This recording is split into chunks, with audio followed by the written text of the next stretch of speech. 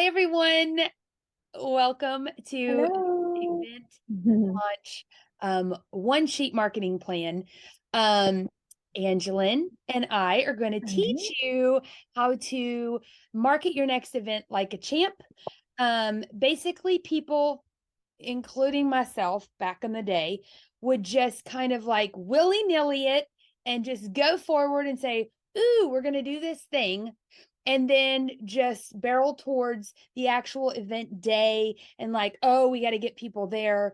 But there is a process and there's a system that I developed over a long period of time.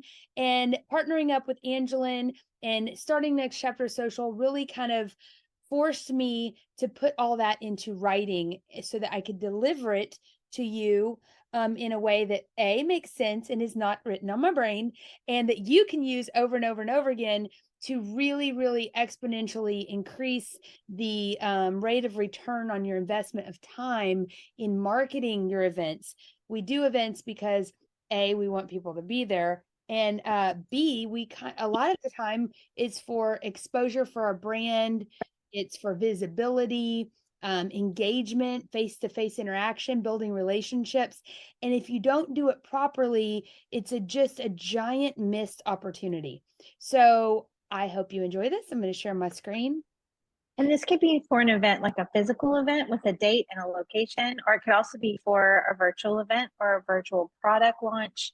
All of these same marketing principles will apply, right? Yeah. Yeah, absolutely. And I love that you said even a product launch.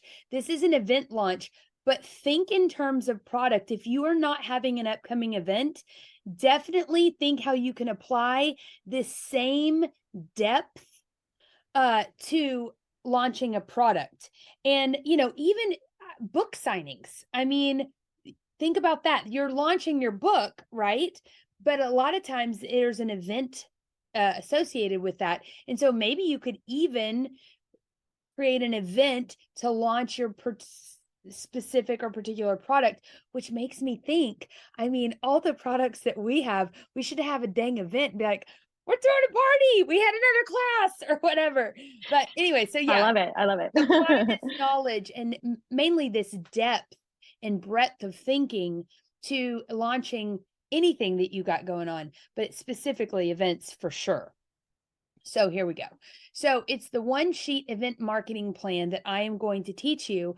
And it's a wash, rinse, repeat kind of formula. You can do this for any launch, like we were saying, particularly event launch is what this class is designed for, but think about it in terms of that. And in addition to the one sheet, you're also going to get a deep dive on the Trello editorial planning, event planning template that we've created for you, how to use Google Forms and why you should be using Google Forms in preparation for your event. And then, of course, the one sheet event marketing plan. And let me present my screen so it's bigger. So these three things we're going to go in depth with, and I'm going to show you how to use them all: the Trello editorial calendar, Google Forms, and the one sheet. So step by step, this is going to be overwhelming, but the good news is it's online. So you can push pause, take a note, and then push play. You can rewind, you can do all those things, but definitely screenshot this page. Number one, you want to make sure that you identify the event you would like to market. What is this event going to be? Make a board from our Trello event marketing editorial calendar template. Say that fast 5 times. So basically, we have a template. You make a board from it, and I'll show you how to do that. And you fill in all your information about that event. You're going to determine 5 collaborators. You're going to choose questions to ask those collaborators, put them in a Google form, and send it off. Again, I'm going through the steps first, but I'm going to deep dive onto all of these, and then we're going to recap it at the end. You're going to then send that Google form to your collaborators, just like I said. You're going to complete the one sheet event marketing plan after that, and you'll see why. Let me turn this off. Then you're going to use the Trello board to flesh out the posts that you're going to make marketing the event using the questions that were answered on the Google form. And so you're going to make your collaborators do your marketing for you, basically. And then you're going to schedule the post. And then you're going to go around and be in the mouth of the South telling everyone face to face in networking and things like that about your upcoming event. So your social media marketing is going to be set it and forget it, and then engage with it. It's going to expand your visibility. And then you're going to be going around doing all the CEO things and putting your makeup on and going out and telling the world about this event. I promise this will all make sense in a second. So the Trello event marketing editorial calendar. So we call it all these things because it's all about marketing your event, but it's also about building out the editorial calendar of what you're going to do each day of the week, each week of the month, leading up to that event. So you're going to be planning it out. That means everything that happens before you start marketing. You're going to market. You're going to create lists that you can then go back to that Trello board later on next year when you do this event again, or the following month or the following quarter, however often you do this. Now you've got your entire plan in place. So now you can wash, rinse, and repeat the entire event, not just the marketing plan to create a good event. And then you're going to flesh out the details. There's even places in here where you can take notes about what didn't work, collaborators that didn't hold up their, side of the bargain or whatever, and people you don't want to work with anymore. So, or people that you love. So here's the link to this Trello board. And right now we're going to do a deep dive into Trello. Oh, well, that's not where I was going. Okay, so I'm going to stop sharing, and I've already got it pulled up on another window. How often, Brooke, do you think you would say to people is a good rhythm or cadence before an event that they should start marketing it? That is the best segue you could have possibly. Oh, yay. Yes. Well, So you're welcome. that is a great point that I think we should talk about first here. And let me make this big. 5 weeks in advance is what I think you should start, is when you should start marketing your event, because the week one is actually, you can throw some things in. Well, okay, let me back up. 6 weeks really, because you want a week to do all the pre-planning, and then you want 5 weeks to market it. Now, some of your events you will find are not this big to do. Like, you're not doing a conference. You might just be, launching a new product or something. And in that case, you might want to shrink this down to 3 weeks, maybe even 2 weeks. You can squish things into 2 weeks, even if it is a big to do, because I promise you, if you at least do 2 weeks worth of this, it's going to exponentially increase your results from that event anyway. But in a perfect world, if you know you have an event coming up, pick a date that's at least 6 weeks out, spend a week to kind of mull over the things we're about to go over, and then map out your weekly posts and things in this section of the Trello board. And that way you've given people enough notice to where they can see it more than once and they can commit to it. Most people, when they see it 2 or 3 weeks in a row, they will sign up for it quicker than if they've only seen it for 2 weeks. Then they're going to wait to the last minute. So with this plan, you tend to get more signups in the middle and the 4th week, and then you have a whole week of sold out. Can't take anyone. And when you start posting that in the 5th week, then you have to go back and change your marketing to say, sorry, update, sold out. That is a good damn feeling. And that's where I want y'all to be, is sold out. So 6 weeks for planning, 5 weeks is like the money spot for marketing. If you look in the far left-hand corner, this is a list of things that you want to do a deep dive thinking about prior to, marketing your event. You want to have a good grasp on what the hell's going on, right?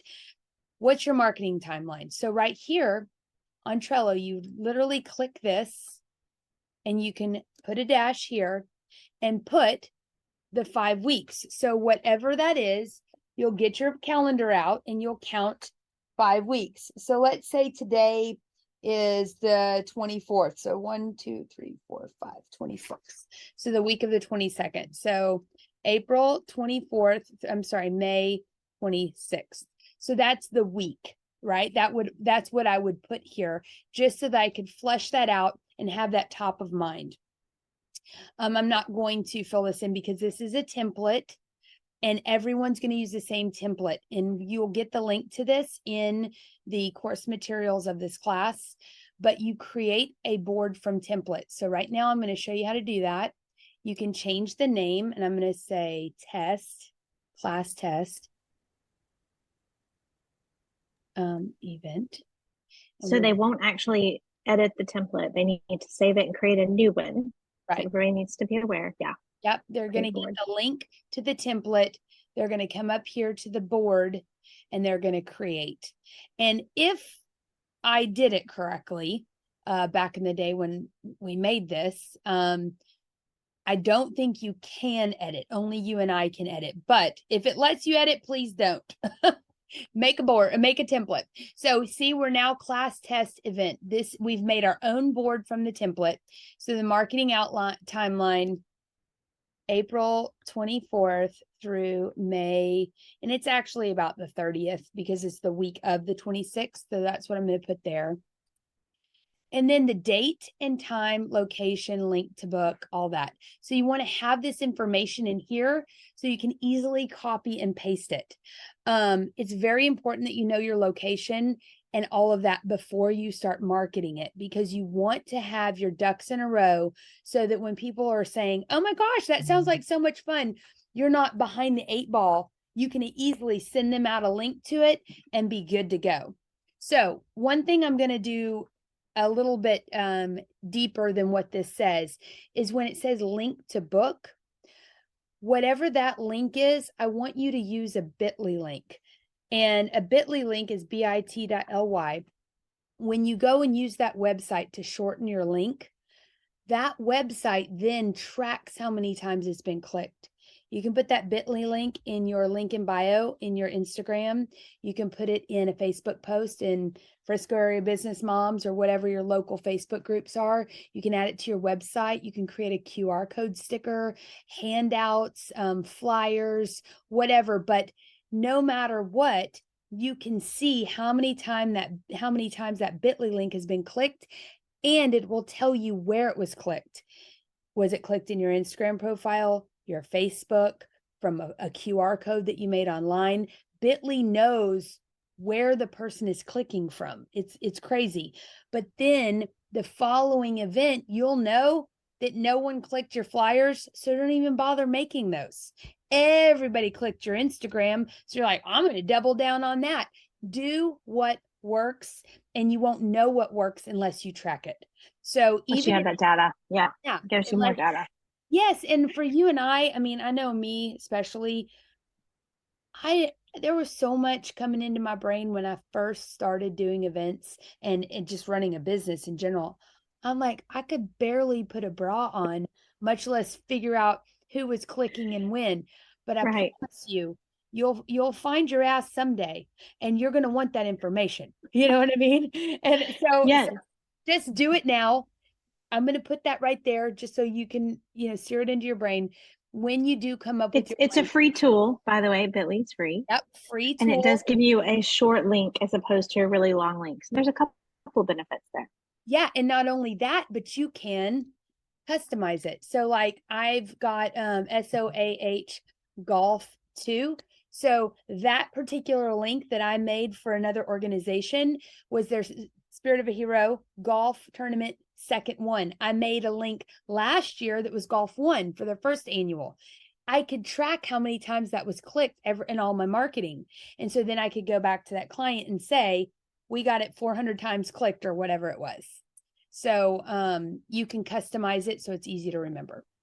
All right, I think I've beat that dead horse. Put all your information in there.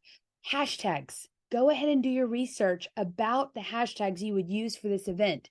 Again, you're going to want geographic. If you haven't taken our classes before, this is the first time you're hearing this, but you want geotags, Frisco, Texas, Frisco TX, North Dallas, DFW event, whatever it is, make sure that it's indicative of where the event is going to take place.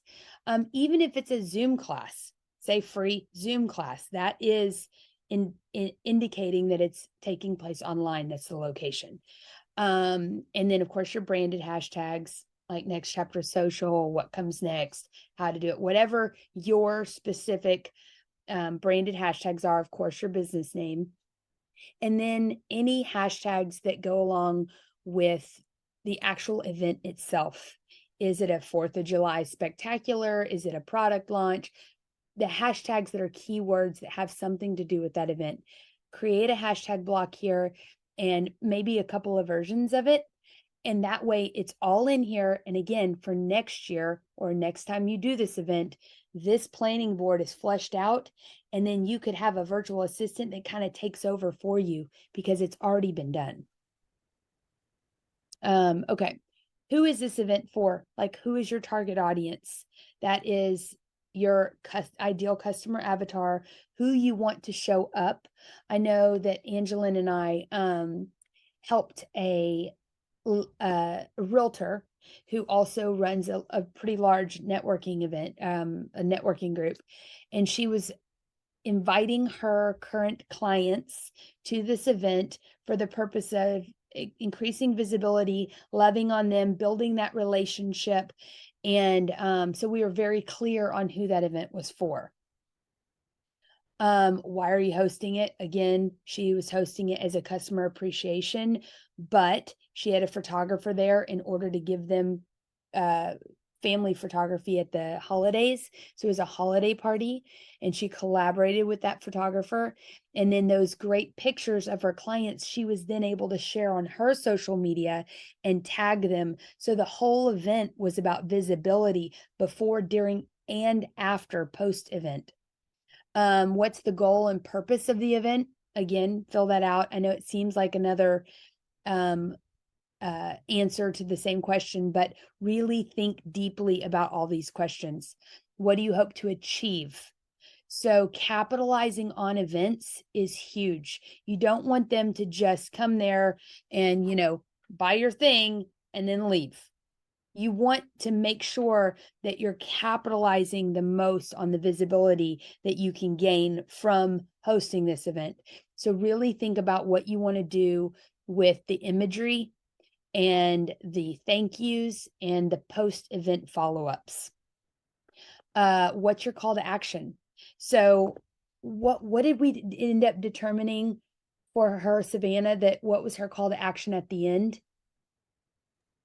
I think it was a join their email list. She had a QR code to her email list so that she could send them pictures, of that's right. The gallery of pictures. Yeah.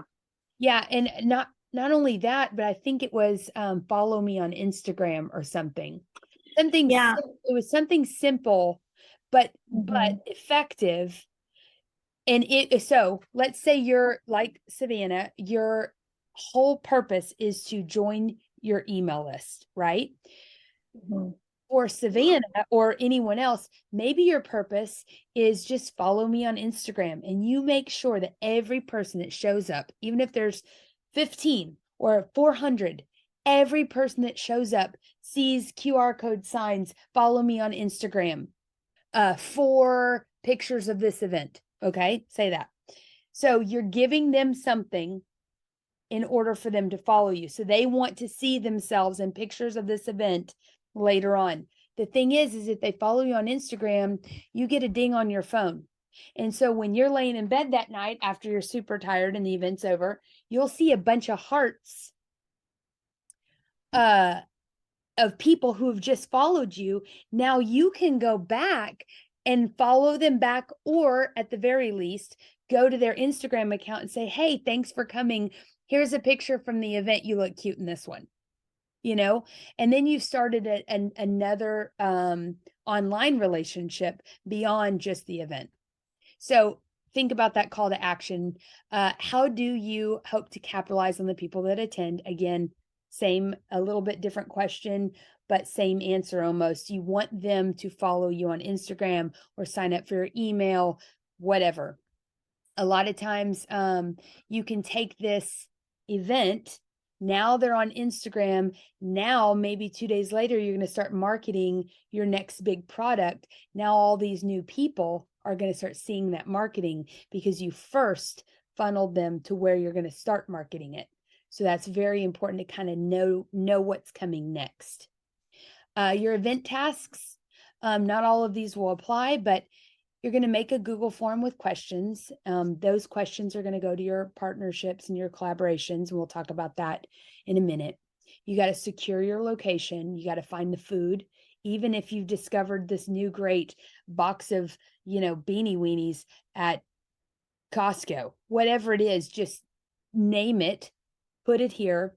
The drinks, what are you going to have a special cocktail? Are you going to have Cokes, mini Cokes, big Cokes, Dr. Peppers, whatever? Your entertainment, face painting, a petting zoo, a bounce house, little kazoos that everybody drink, blows on, whatever it is, put it there. Signage, giveaways, that's a big one. Decor. Do you have to rent anything? Do you have to order or create the invites? Sending emails to people. You have an email list. You have to send invites maybe through snail mail. You got to book a photographer, maybe book a videographer. But I will tell you this, those last two, if you don't have at least one of those, the event never happened. There's so many times that we're just like so thankful for Melissa Crown, our photographer, because she proves that we did something. That happened. We aren't just talking about it. So a photographer at the very least is super important to have in your back pocket, and especially one that's worth their weight in gold when it comes to event and candid photography. So when you complete this right here, or at least think about what you want, then you can talk about who you're collaborating with. For instance, if you're doing food and you do like a custom little decal cookie with your logo on it, or what do you call it? Royal icing fondant. Whoever that cookie person is, you could put them here. And then maybe your photographer, and then maybe your location, and then maybe your balloon arches, and then maybe your vendor. Like maybe there's a vendor there that's going to be selling clothes or something. So you can have more than 5 collaborators, but 5 is a pretty good number for a small business.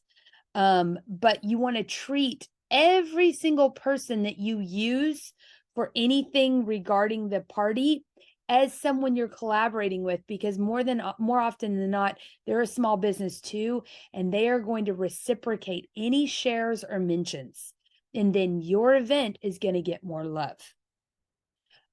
These are emails that you'll want to compose, teaser, invite. This is what we call an email sequence or a flow. Again, you can use Flow Desk for this. That's what we recommend. But you can just kind of read through those on your own. And then right here is a master email list of people that you invite. And then I would separate out people that are VIPs and send them a separate email. And then when you do that, you can you can make a master list here. So let's say that I'm just going to put Angeline's email.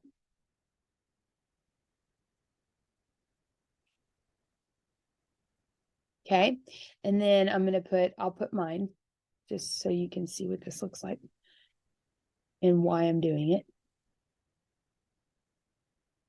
Okay. So I'm making a master list here, right? This is because it's very easy for me to come in here and email all these people at one time. If I need just a quick say something, or add them all to Flowdesk or whatever it is, a master list that's easy to copy and paste is always a good idea. So I'm going to save that. Those live there. But you can also go right here and add the card. And then Angeline at next chaptersocial.com. And what you can do is, if you really want to get granular on this, you can even copy and paste any emails between the two of you. So-and-so was, because a lot of that sometimes, oh, I'm so excited for this. Your party last year was thebomb.com. I can't wait for the next one. You can use that for marketing. So if there's any email responses that you get from these people, you can pop it into this card right here and just copy and paste it. That way you have record of that. You will not remember next year, I promise. But then you can say, this person said, yes, they're attending. This person said no. Now you can make a list of how many people are attending and how many people aren't. So you have a master list right here where you put their email, so you can copy and paste and send them. And then you have individual cards so that you can move them over. Then, of course, you can always archive these or delete them, and everything's fine. So that's how you do that. Collaboration Google form. Okay. Here we go. These are questions that I have used on Google Forms that I send to my collaborators. Now, I'm going to pop over here in a second to the Google form and show you examples of these, but I just want you to see that in this template, I've already pre-loaded the questions that I ask, and you can add to this if you want, but by putting them in a checklist, you can check off the ones for this form that you're going to use. So then next year, you're like, oh, okay, those are the questions I asked. But you know what? I really should have asked this one too. And so you can kind of play with that. I'm not going to read through all of these, but I am going to spot check for you. How and why did you start your business? Please upload 2 pics of products or services you offer. Again, these are questions you're going to put in a Google form and send to your collaborators, like the balloon arch lady, like Sweets on a Stick with the cookies or the cake pops, the photographer even. Of course, you want their contact info. Please upload a behind the scenes a picture of you working. Okay, so those are the kind of questions. Just to get through the Trello board before we go over to Google, those are the questions. Now you're going to use those questions in this section right here, and I'm going to show you how to do that here in a second. And then you're going to schedule those posts by dragging and dropping them after you've scheduled them using your online scheduler. But this is the way you keep up with it. So if you write all your week 1 and you get it all scheduled, then when you sit down to the computer, you know, okay, I got to write week 2. I got to write week 3, 4, and 5. And that's also how you can just start with week 3, because you're like, hey, this event's in 3 weeks. This is all I got. Totally fine. You can still use this. Just skip using these. And then master list of partnerships. So whoever's partnered with you on this event, you can create a master list here. And then I even have the column that says, nope, never again. And you will probably have some people in this column that don't work as hard as you. And you're like, I ain't doing it. And that's totally fine. Remind yourself of who they are and why over here, and you'll thank yourself later. So, Angela, do you think, is there anything that you thought of in there that we need to go over further? No, I'm just getting the gist that staying organized and over communicating to yourself in this process is really good. Whether you are dealing with other partners or vendors, somebody's got to be in charge. So this is an easy way to help you do that, right? Right, for sure. That's good. I'm struggling to make this go down. Oh, there we go. Okay, so here we go. Now I'm going to go over to our presentation and go to the next slide. So Trello board keeps you organized. You see now why you need a week in advance to start thinking about those questions, answering them, thinking about what kind of food you want, where it's going to be, create your bit.ly link, gather your hashtags, all those things. Then pick your questions, create a Google form. If you don't know how to make a Google form, all you do is I'm going to show you here in a second, is you go to Google, go down to forms, click plus, add question, add question, add question. Super simple. This little fancy thing right here I did with Canva using Google Classroom header. And I just tweaked it and put my own pictures in there. It's already formatted and everything. So I'll show you that too. But these are forms that I've created for different events over the years. I just pulled in 4 examples here.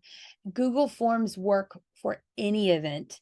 And I sent these forms to my collaborators, asked them to complete it. Then I used their answers to create my posts, because my event is not about me. It's about the people that are coming and the people that I'm involving. And by uplifting other small businesses, they're then sharing my stuff, and my people that are coming know who's going to be there. Someone's going to be doing professional photography. Oh, Sweets on a Stick is doing cookies. What's Sweets on a Stick? Oh my gosh, I need to know about that. And then all of a sudden, you're providing more value because you're exposing other people's brands to your people. And it's just a value add for your event. And it makes them think, wow, she's really sweet. She never talks about herself. She's talking about everyone else. And so when you're scratching other people's backs, people are like, she is a great person. And you're like, yes, I am. But you're doing it in a sweet way, but you're doing it in a smart way, because you're a business owner and you didn't get up today to just be mediocre and make no money. You are here to make money, and you're doing this event so that you can further your brand. So I'm just teaching you how to do that. The Rail District Home Tour, that was an event I did, and we are going to do a deep dive on that. And the egg hunting, that was an adult Easter egg hunt at my bungalow. And that's my personal brand. And so one was for the Rail District, just my community, and the other one was an Easter event at my bungalow. And so we're going to do a deep dive, and here is the home tour. Nope. It's not letting me do that. That's okay, because I also already pulled these up. Thank goodness. So here is the form that I created, the Google form. Once you title it right here, that it will, create a title over here, and I just shortened it, but whatever this is right here is usually what that is over there. Just keep that in mind. You can use bold, format it a little bit. I asked for email, name, home address. The signage outside of your home during the tour will welcome visitors. Which word would you like? Home or house, cottage, bungalow, whatever. So what this was 10 houses in the Rail District. They're all historic. And I asked each person questions about their time in this area, why they moved here, the history of their house, all that. Whether you moved here recently and built new, or have lived for 25 years, what brought you to the Rail District? What do you love most about the Rail District? This home tour was about showing people what it was like to live down here. And that's about it. And then I asked them to submit pictures of the inside, the outside, and their family. So that's that. I got 10 responses. You can see what that looks like here. And then their names, their addresses, their phone numbers, which is important because the Rail District Home Tour, now when we do it again, guess who I'm calling first to be on those home tours? All the people that said yes. I've already got their address. I've already got their phone number, their email, I've already got their marketing. And you can see that 50% wanted me to say home. How many years have they lived here? Here are all the answers to what brought them here, the history of their home. What do you love most about the Rail District? Every single one of these answers became a post on social media. And it was so easy because I just quoted them and added one of the 3 pictures they provided me.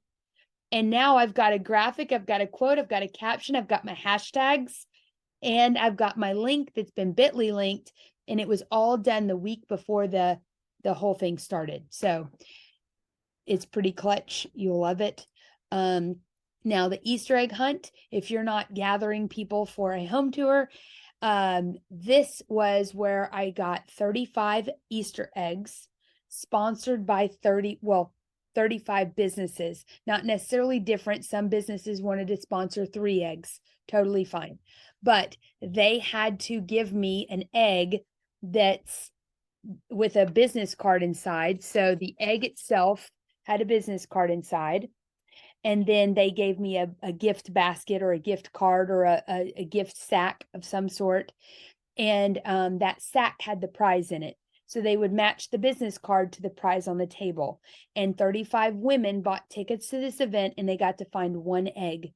And they went around the bungalow. They're like, I want that egg. Oh, I want this one. Ooh, I got a big egg. And they all had eggs sitting in their lap. And at the end of the day, we all opened our egg, matched it with the prize, and everybody was happy. And we all announced whose prizes were what.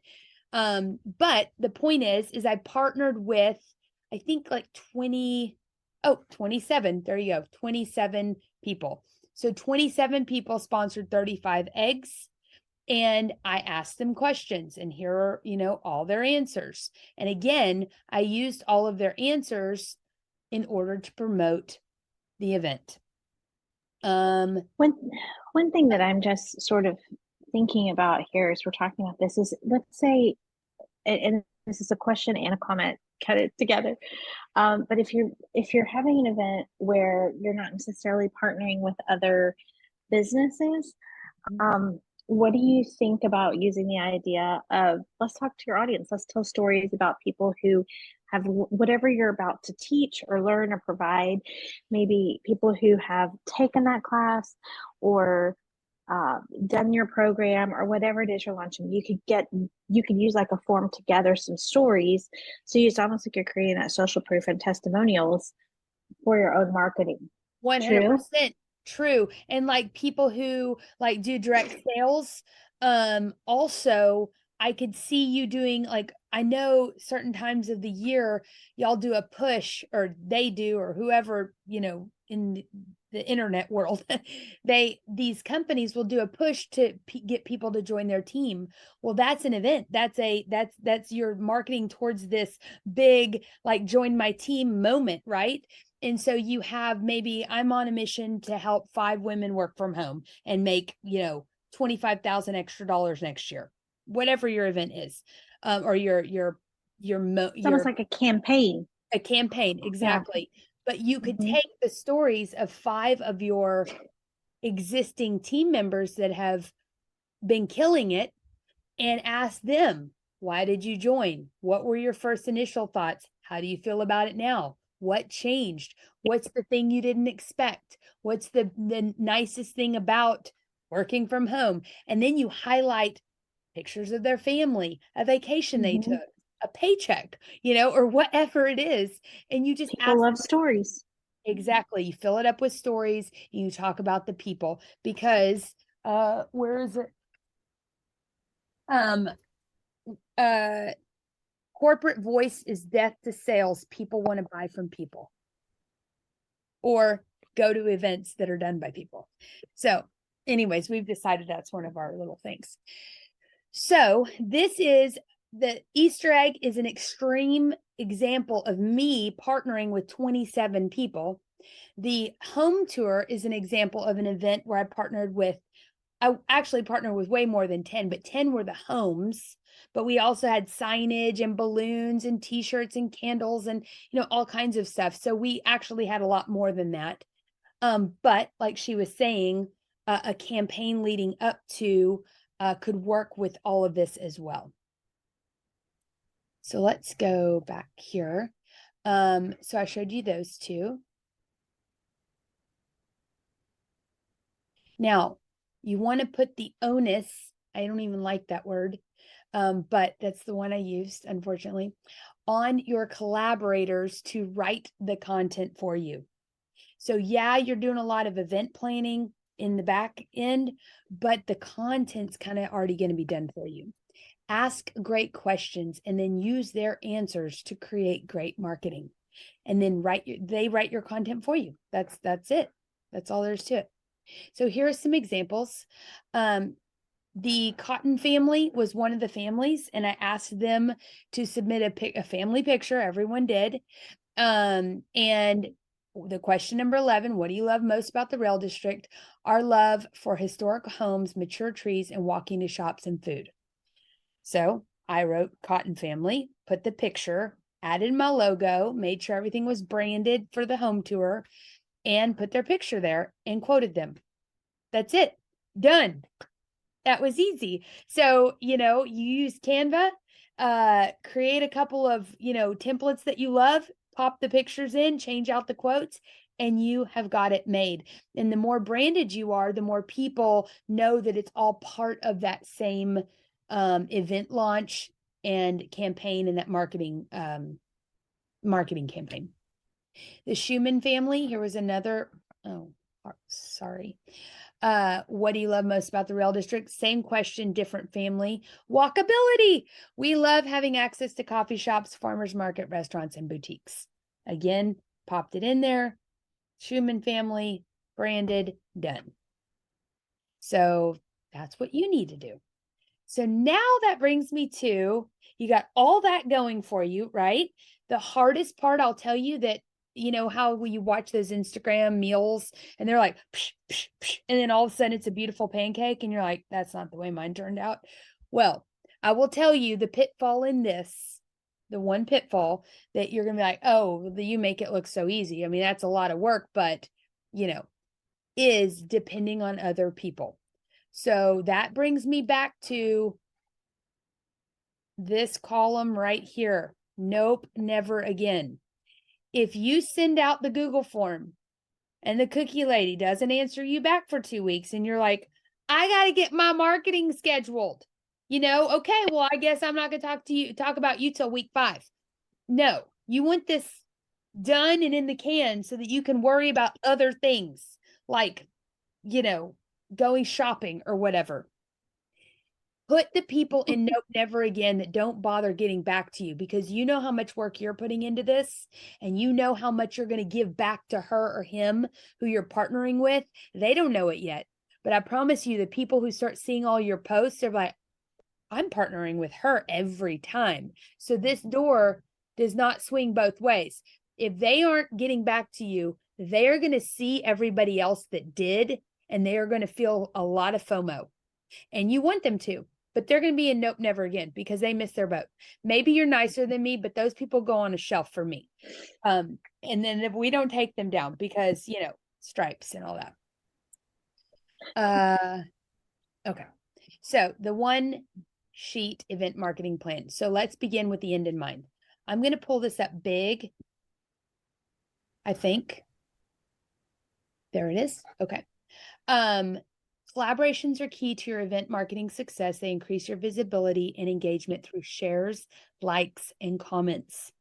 So when you share the Cookie Lady's posts, she's going to share that on her page and in her stories. And then her people are like, oh, that's a neat event. Where is that? And it's just a big old digital hairball. Okay. So that's why this is so important. Collaborations are small businesses that you are partnering with to make your event a success, whoever they are.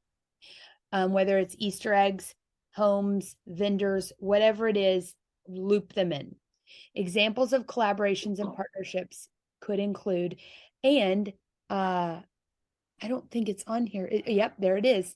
I remember that Savannah told me to add a charity. Remember? Mm-hmm. You might partner with charities, venues, shopping vendors, decor, rentals, DJ, food, planning, drinks, dessert, photography, entertainment, a church, volunteers, or a volunteer group that, hey, they're just looking for somewhere to volunteer, special holiday specific partners like Santas or Easter bunnies. So anyways, think about that. You'll want to put their name here and their Instagram handle here, whatever you're going to be tagging them on. And usually people do Instagram, Facebook, because they push the post to Facebook too. And then you are going to assign them slots. So collaborator 1, 2, 3, 4, and 5. Notice down here, week 1, 2, 3, 4, 5. 1 is going to be posted about on Sunday, the first week, Monday, the second week, Tuesday, the 3rd week, Wednesday, the 4th week, Thursday, the 5th week. So now you don't have, if you start 2 weeks, you're not going to have all this, right? You're just going to have to adjust. But in a perfect world, you're not going to post about that person on the same day of the week or the same week of the month. And you can adjust the time of the day too. The reason why you do that, and I've talked about this back in the day and done in a day program. Deadliest Catch, the guy's, driving his boat, and the people on the back of the boat are throwing off those lobster pots, right? It's the same lobster thing. But if they only throw off one, whatever is at the bottom of that ocean at that moment, that's what they're banking their season on. And there might be 2 lobsters. There might not even be a lobster down there. And I don't know about you, but how many people are banking on the lobsters on that one post? A lot of us. That's why we're doing this class. So if you throw out a troll line, and again, you're asking them for the content. So when they're filling out those questions, each question is a new post for you. And so you are going to assign these days to that person. And let me show you what that looks like. Here's my example. So back in September of 2022, I did a Bungalow Collective as a networking event. My people that I was collaborating with were the 5 businesses in the bungalow. So these were all their handles. And Sydney was number 1. So I posted about Sydney, and I just wrote it all out. Then I went back to the Trello board and I flushed out the posts on the Trello board. Does that make sense? So you have week 1 through 5 on the Trello board. You have week 1 through 5 here, and you've got the days of the week that you're posting about them. Notice that I did not say to post on Fridays and Saturdays. So you're only posting 5 days a week. You can adjust this if you want. If you want to post on Fridays, that's fine, and not on Sundays. Times do adjust. And we have personally found that Saturday nights are a pretty good time for us to post.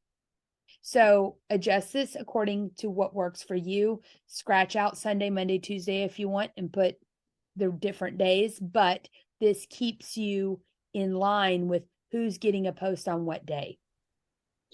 I think this would be a good time to talk about the footer and how you're always, even when you're talking about these other events or these other partners, and you're highlighting, you're always coming back to the event information. So rather than just making the event information the main post all the time, now it's in every post, but it feels more like an afterthought, but it's actually very brand repetitive, which is key. 100%.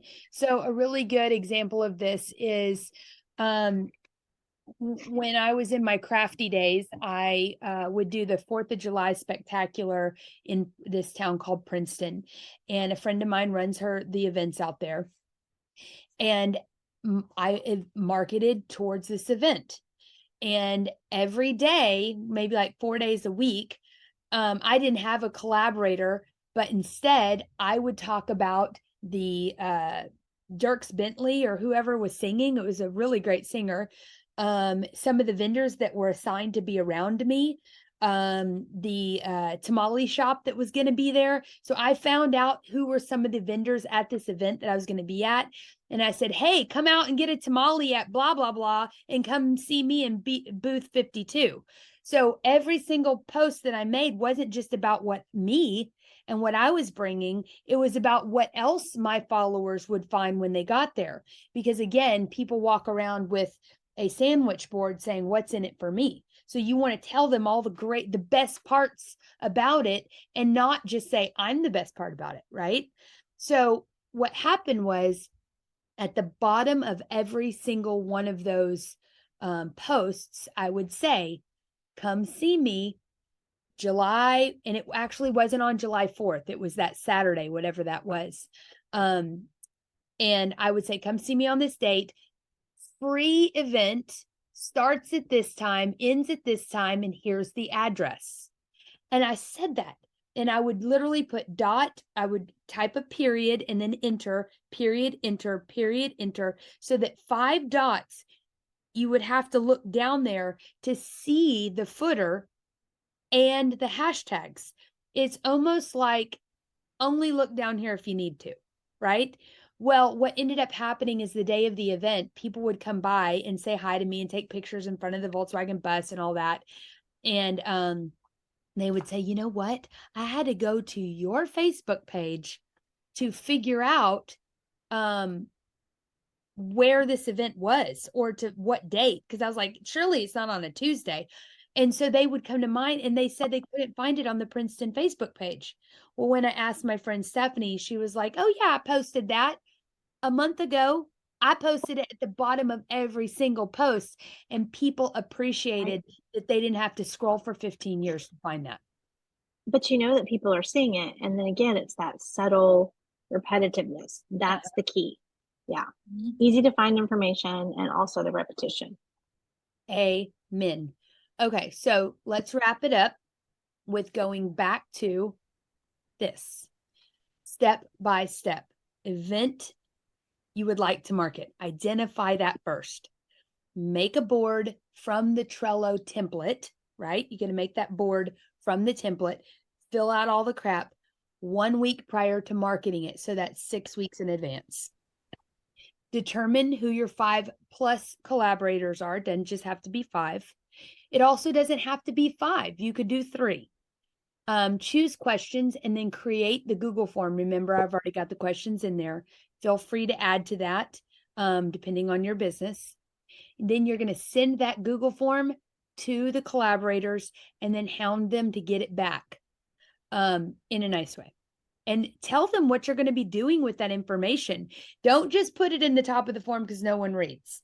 They're going to answer the questions because that's what will get them done with the task. Make sure you call them and say, hey, I'm sending you this, but let me tell you what I'm doing with it. So they understand the value in what they're going to get out of doing it. Yeah, good point. Yes, and if they know, then they're like, oh, you didn't tell me that. Okay. Send the Google form. Complete the one sheet. Complete that form because now you know who your collaborators are. You know who's actually answered you back. Now you can fill it out. And then use the Trello board to write those forms or write those posts and then schedule them. And if you schedule those all, let's say within the first week or two, and you're doing this all 6 weeks out, you have 3 weeks before your event to just be like, you're not scrambling. You're not stressed out. You're not freaking out. Your events are going to be so astronomically better because of this. And I'll leave you with this last thing. I called my friend Kristen Gunderson in Connecticut before we started teaching this today. And I said, Kristen, you have used the Trello board for the events, and I just kind of want to get your feedback and on what this did for you. And she said, well, prior to learning this, I realized how much I was just winging it. And when I actually started thinking about my events 6 weeks in advance of the event, it did 2 things. My events got much more planned and executed and well thought out. And because of the higher level of an event I was able to create because of the planning, more people started talking about them afterwards. Not only did I sell them out, and if I needed 12 people at that event, 12 people came because I had marketed it correctly. But then the next event was so much easier to fill because they knew the caliber of my events were up here and I wasn't so stressed out the day of. And people can literally they can sense your tension. And so if you pull off a great event like that and you're not stressed about it, and you can write sold out the whole last week of the event, people are like, I want to go to that. And they just get really, really impressed with you. And so each event after that becomes easier and easier and easier to fill. So that's it. That was great. Thank you. That's all, just a little something. Good luck with your event, and we will see you around. Make sure that you check the course materials for the example, the one sheet, the Trello link, and I'll even send you a link to the Google form so you can just see what that looks like. All right, bye.